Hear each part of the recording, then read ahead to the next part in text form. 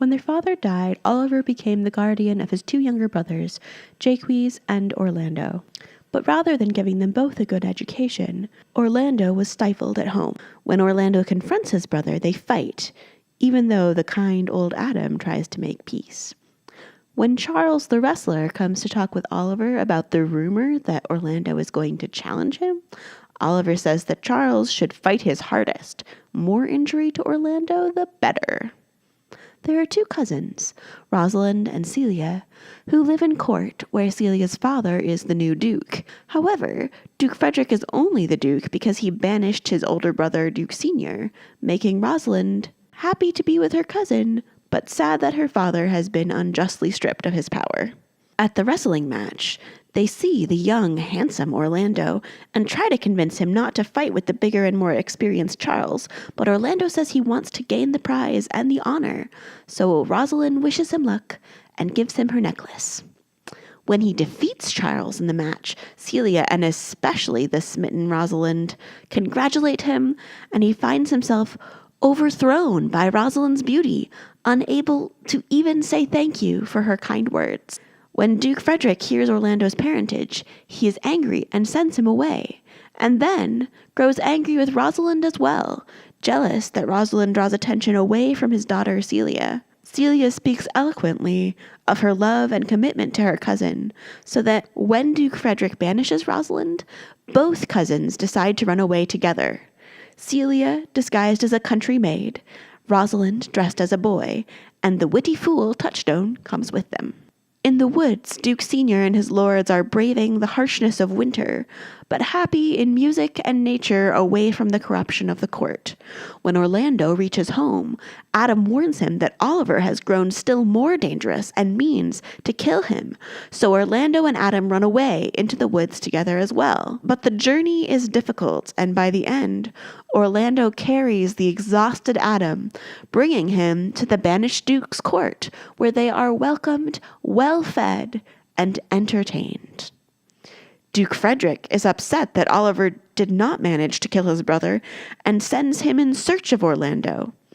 But in the wonder of the forest, Orlando is now as happy as he has ever been, papering the forest with his poems in praise of Rosalind.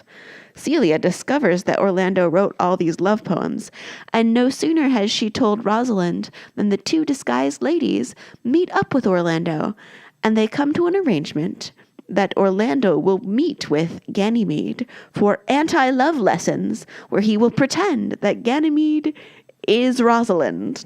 When Rosalind is waiting for Orlando to show up, the shepherd Silvius and his beloved Phoebe come in. Silvius desperate for Phoebe to love him, and Phoebe delighted to rip apart his poetic analogies and mock his love. Rosalind gets so mad at Phoebe that she bursts into their argument and insults Phoebe, calls Silvius a fool for following her around. Phoebe is so shocked she falls in love with Rosalind, who she thinks is a boy named Ganymede, and gets Silvius to start carrying her love letters to him. What follows are a great many conversations in the woods about love and nonsense. Jaques cultivates melancholy. Touchstone finds a country wench named Audrey.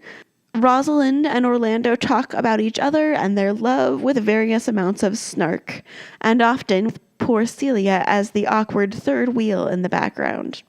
And all the while, they're pretending Rosalind is a boy named Ganymede pretending to be Rosalind. When Orlando does not come at an appointed time, he sends his brother Oliver instead with the amazing news that Orlando has saved Oliver from a lion, but was mauled in the process. Through recognizing his brother's sacrifice, Oliver has left his life of resentment and hate and is now a new man. Rosalind faints in a very unmasculine way when she sees the handkerchief stained in Orlando's blood, and Celia and Oliver fall in love with each other. When Orlando finally meets up with Rosalind again, he is more somber than we've seen him, wishing that he were marrying Rosalind and not just attending his brother's wedding. Silvius and Phoebe come in. Silvius giving a deeply heartfelt speech on the nature of love, which all the others confirm, and Rosalind promises all of them that provided Phoebe agrees to marry Silvius, if she decides not to marry Ganymede, they can all get married tomorrow. Although everyone is uncertain how this is possible, they agree.